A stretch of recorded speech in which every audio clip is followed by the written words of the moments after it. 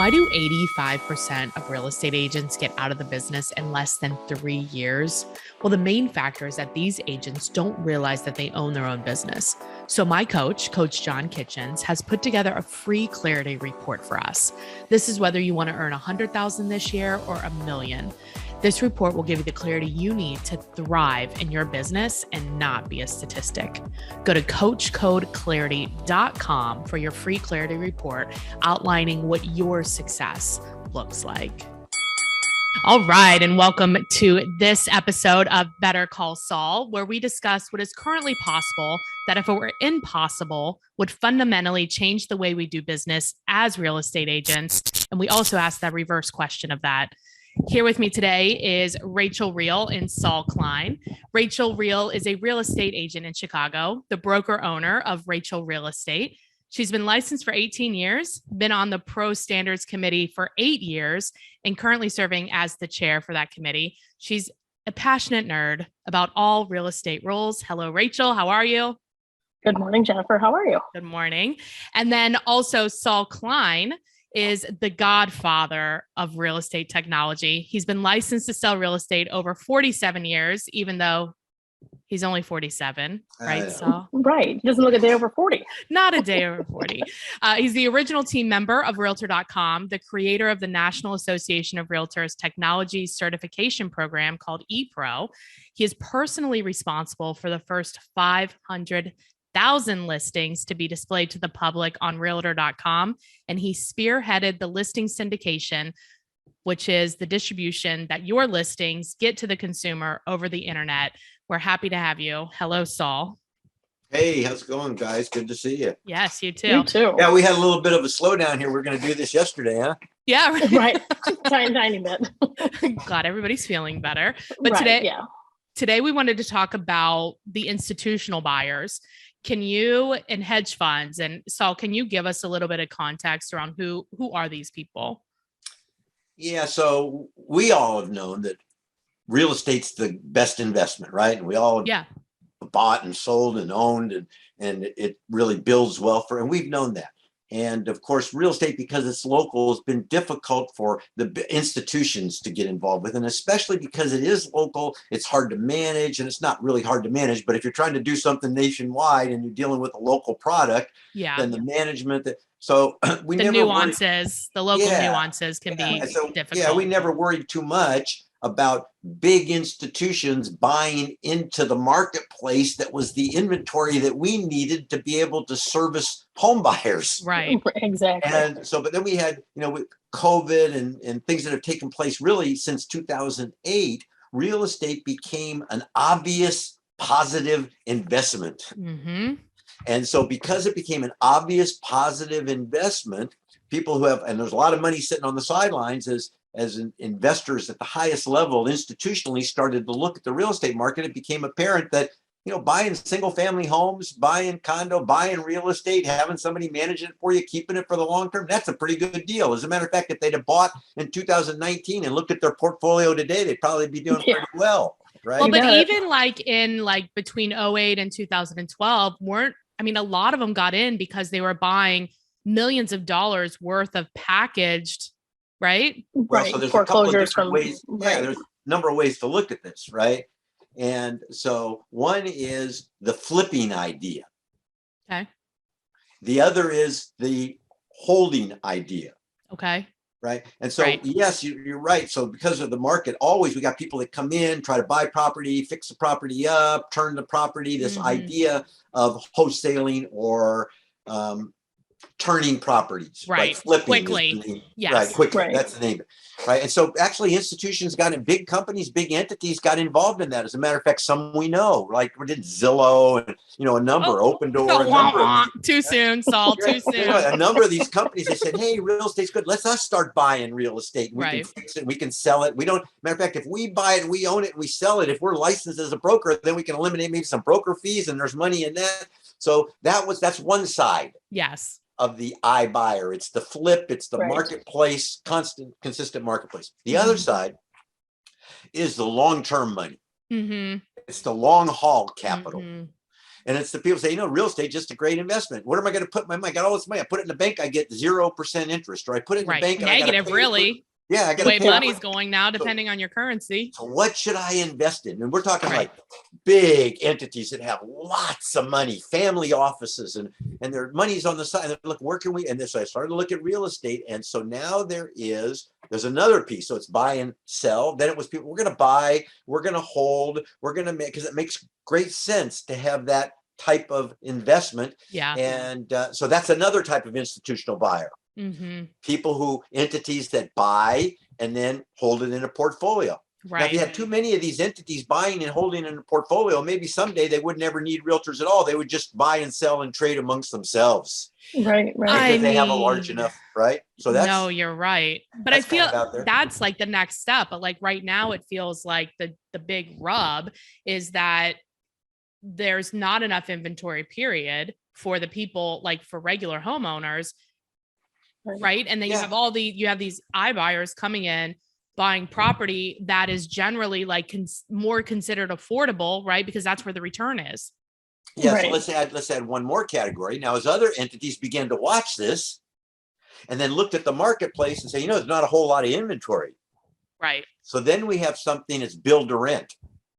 And so now we actually have these big institutions actually building like subdivisions for they're buying all those. They're buying and they're building, right? So it's or entities now are building to sell it to institutions that want to rent. Do you know what I just thought of? That is happening. Yes. And when that happens, then lending will have to change. And we've talked about this a lot because a lot of lenders now, if you're in like a homeowners association or something like that, you can't get a loan if there's a certain number of renters there.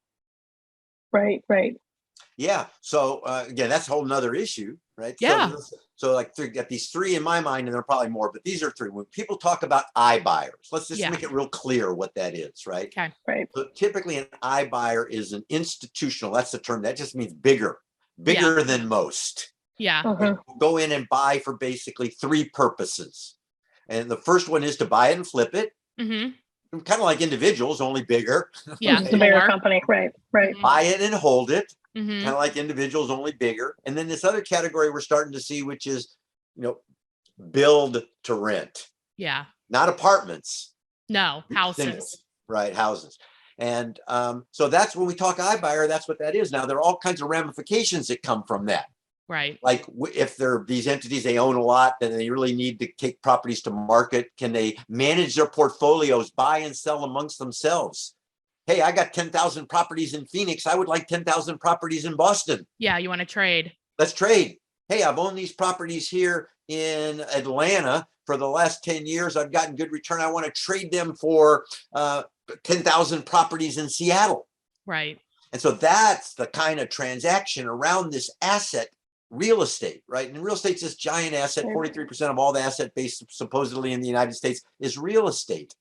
And so now the big players, right, where all the money, they're looking at this as a make sense investment. Of course, we've always known that it's a make sense investment, right? Yeah. But then what are the consequences to people who because really realtors are very good for the acquisition portion for them, right? Because they understand that real estate is local and most realtors work within their sphere of influence. And so they do need us for the acquisition.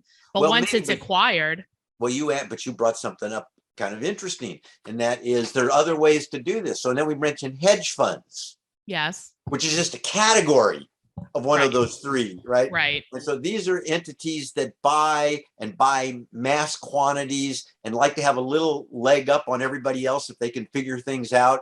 Right. And so these entities to hedge bets in other areas will buy real estate. And do they need a realtor to sell it to them? They probably don't. If they're buying 10,000 at a time, they might go to the banks and they might go to other. Right. Well, they're going to buy in bulk because that's why they're buying the neighborhoods, because the builders may want that guaranteed money. They know the number they're working towards. Hey, if you buy this whole neighborhood, we'll build it. We want our cut, but then it's done. Right. It's less cost for labor on this for these builders, and they still get what they want. It's a one and done instead of 350 and done.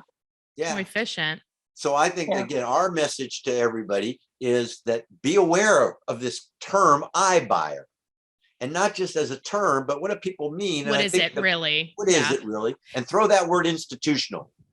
Yeah. Right? People think that in my experience, because I've worked with a number of hedge funds, people think it means that, oh, you're going to offer me 50 cents on the dollar for the house. And that's not been the case. No, they're hedging against something, right? You don't necessarily know what their hedge, or right? But we don't know, yeah. Right. So they're bigger buyers, and it's got a little bit confusing because I also could mean internet, and I also could mean, well, we see investor, immediate, right? Because that's really was when it first started happening. Was like, I'll come in, offer you all cash, close the deal, nothing done. Right. That sounds like immediate. That sounds like immediate. Right. And so the thing got kind of jumbled up with the iBuyer. What is it really? So what we're talking about are these institutional players, and that doesn't have to be a Wall Street firm. It could be a publicly traded company like Opendoor or Zillow, as we mentioned, those companies that want to buy lots of properties and make money from the ownership of real estate. But you've mentioned, though, okay, so you mentioned one of the kind of issues, or one of the things we need to think about, really, which is, okay, once they own it, then will they need real estate agents? Once they acquire it, even to acquire, will they need real estate agents? And the other issue is, what are they acquiring? Who's it taking away from? And what happens with those people? What are the other issues that we need to kind of be thinking about? So one is the number of individual transactions could be less if you have more institutional buyers. Mm-hmm. That makes sense. And then if you have less of those, how will that affect the people that are part of those transactions? Mm-hmm. How will it affect real estate agents? So you got somebody that owns 10,000, 50,000 properties. They're not going to sell them one by one. Right. They're going to do it in bulk. So what do you need to know in order to sell a portfolio? Because really, in our MLS, Rachel, I don't know if yours, in ours, there's really not a place for it. No, it's all individual properties. You might find it, a 5 to 7 unit building, something like that, but nothing where it's like a bulk package of properties that can be listed. Unless you list it as like commercial and it's a business, but I don't think that's where people are searching. No. As far as I know, there's nothing in our MLS that would cover something like that. Yeah. Plus, I don't even see. But I don't know that the end user of the MLS would have too many buyers that would be using that as a tool to find those properties. Yeah, that's a whole different conversation. It's a whole right. You saw me stepping on that soapbox, didn't you? Right. Yeah. About the MLS. Like its own little database, right? Ooh, well, it's commercial. I mean, you could use like the commercial. You could, right? The commercial what? The commercial version, like I forget what like a LoopNet or a LoopNet or whatever. Right, one of the other. Yeah. So CoStar. That's what I was thinking. Yeah, thanks. But again, a big piece of this is entities that do this are really not entities that make public what they do. Exactly. True. Exactly. Right. And so, and we know some of these, and they trade and they know one another, and they even to some degrees know each other's portolios. Exactly. A lot of this stuff is done off the books too. Yeah. So that gives us a big problem with the people who are looking for, Mr. and Mrs. Joe Smith, who are looking for their first house. They're competing with these iBuyers who have far more resources and far more everything than they do, and they're taking all that inventory up. So now where does that leave Mr. and Mrs. Homebuyer? But what is the opportunity that it creates for us, right? Because out of everything negative or whatever, there's a positive. Out of positive, there's negative. So I don't know. What do you guys think? Well, so I'm not sure what the positive is when institutions start buying up all the inventory, right? So I know there is positive, and at the same time we have other issues that make whatever might be positive with this taking place not so positive, right? Not so positive. Absolutely. Because if we had plenty of houses, it wouldn't matter, right? But there's not as much. But it's not. So that you throw that, there's another stick in the spoke here. And that's the idea or the reality that we don't have enough units, that we're not building enough. And so when there's going to be, if all that happens and a lot of people, like if they're buying whole neighborhoods for rentals, right now there's not enough rentals for the marketplace, then there will be too many, right? Well, not necessarily. There'll just be less for sale and more rental. So like, what does that do? It'll just make it more difficult. So this is something we've been talking about. So could this make it more difficult for first-time home buyers? Could institutional buyers make it more difficult for first-time buyers? Yes. Yeah, absolutely. Possibility, right? Because they're using as long as we're not building enough to replace, right? And you introduce a new player on the buy side that really is looking to hold for long term and has all the cash to. So it freezes people out. So something might take place if we don't start building a lot real soon is the age of being a first-time home buyer. That's the first thing I look for. Age of a first-time home buyer moving out. I don't even know what the average age of a first-time home buyer is, but whatever it is now, it's different per city. Like in Cincinnati, it's going to be way different than like. And California. It might be 10, and a couple of years from now, it might be 10 years later, or 15 years. This is why I don't have kids in somebody's life when they could afford it. I mean, it's going to change that. It's going to change, right? Well, look at the expense of college now and how expensive that is. And I don't know. I mean, I've had conversations with other parents going, as we're sending our kids to college, it's way more expensive than it should be. They're going to leave college with a starting salary of maybe $45,000 if they're lucky. They've got to pay all that debt off. And then how are they supposed to that's almost poverty level if you look at it. How are they supposed to pay their student loans off, pay to live, feed themselves and everything else on that minimal salary? It's impossible. Get a job with a basket weaving major. Right. Exactly. Well, you could always be a realtor. You don't have to go to college for that. That's a whole nother subject. It is. Right. It is. Because I would venture to say that's how a lot of people get in real estate. Yes. There's nothing else to do. Yeah. They have a hard time finding it, and they've got full control over what they do. Yeah. Okay. So iBuyers, I think that a number of real estate agents, some are capitalizing on the opportunity for their family. Some have a negative perception of them. Right. I think I don't know, but what do we, I guess, what do we need to know? Huh?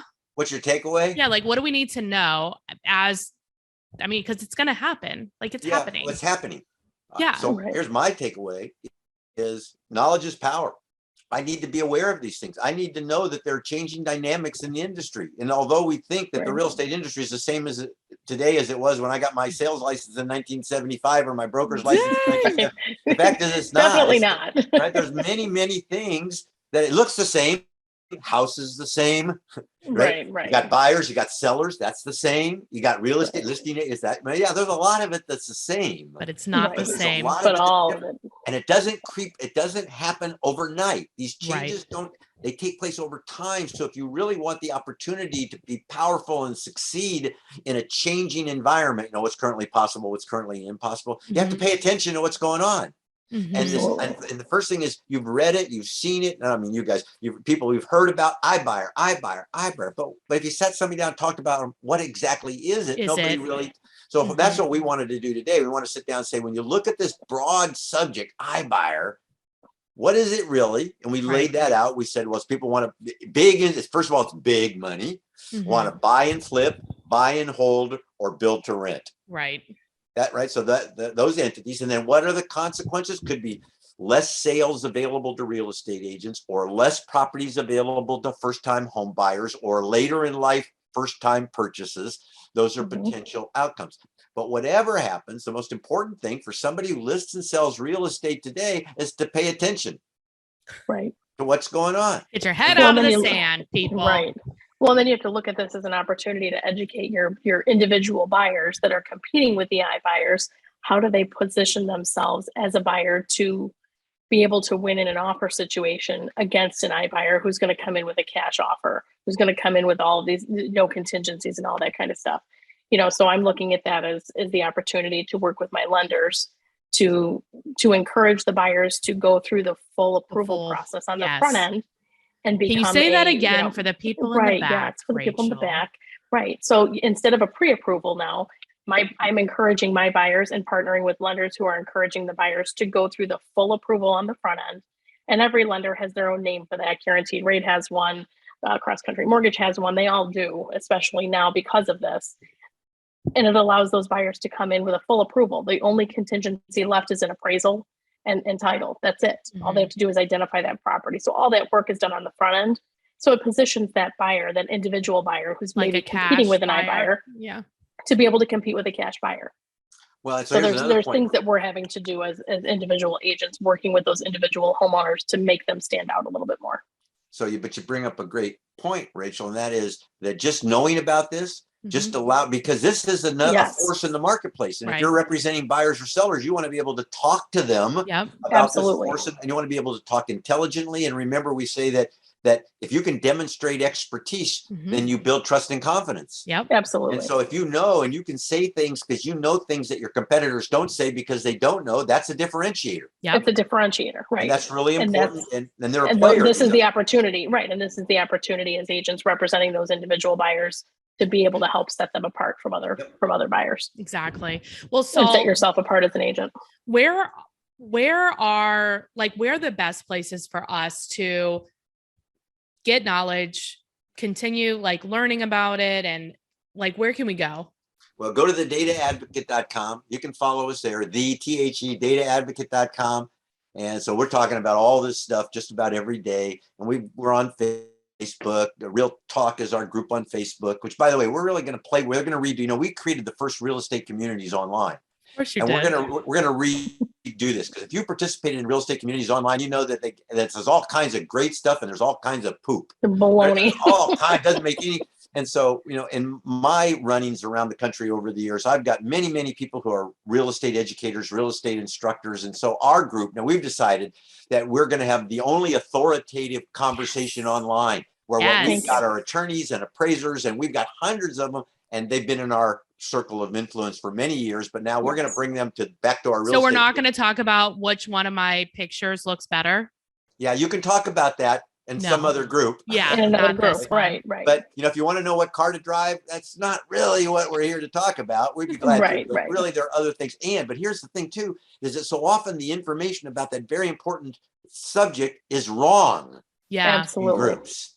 And then even though it's wrong, the people talking about it, they insist they're right. Right. Yeah. And so you get nothing out of it. So and then they're spewing all the incorrect information to agents who take it as gospel, and then we have a whole nother mess. Right. Yeah. So join us on Real Talk. That's an authoritative group on Facebook, and you can follow me on LinkedIn and Twitter and all those other places, because you got to be in all those places, don't you? You're so easy everywhere to find. Are you on TikTok, Saul? I'm gonna be. I watch. I just it's like you gotta do. It seems like people think they got to do something funny or something on there, and I'm not quite sure. And then when I watch TikTok, it's kind of interesting to me is people make up voices and they put them over stuff, and there's nothing really that's kind of very few people in business. Right. Yeah. It's more entertaining. It's more entertainment at this point. Yeah. So I watch it and I look. I'm trying to figure it out myself. And how it would benefit, but I'm not how it could benefit. Right. I'm not convinced. It's okay because people have fun doing it, right? So it's great. But so I'm not really visible. Not quite there yet. Yeah. Right. I'm old. It takes a while to convince me to go do something new. You have too much context is the problem. There you go. Rachel, if people have a referral for you in Chicago, what's the best way to get a hold of you? Best way to reach me is by cell phone at 630-542-8688 or via email at rreal@dealwithreal.com. Awesome. Thanks for being on, guys. Thanks, everybody. What we need right now is a source for great leads, and I found it. It is called Pipeline Pro Tools. So about 90 days ago, I booked a demo with them. And in that demo, we reverse engineered my business. We figured out how many leads we needed to get in order to get to the closings that we want. And they gave me a playbook to use in order to get that. So I've been using it for 90 days. We've gotten 12 qualified leads, and about half of them are already under contract or closed, which is great. And it is right now my #1 source for my best leads that I'm getting. I love this thing. I'm about to ramp up the number of leads that I get with them as well. So, and you might think it's expensive, and it's not. So I was looking for something that's very inexpensive, like affordable to everyone, but also generated great leads. We don't want crap leads. So what you do in order to get this, because I called them and I wanted to partner with them because I was like, this is exactly what our audience has been looking for. So they set up something specific just for us, just for Fight Club listeners. So you would go to pipelineprotools.com/Fight Club. And then you go to the demo, and the demo will show you how many leads you need in order to get the number of closings that you want to get. And then they will give you the playbook that I'm using, my #1 playbook for getting leads. And then you can use it too, and we can have happy closings. So go to pipelineprotools.com/Fight Club, book and go to the demo and get all the leads. Don't forget to hit the subscribe button so you don't miss a podcast.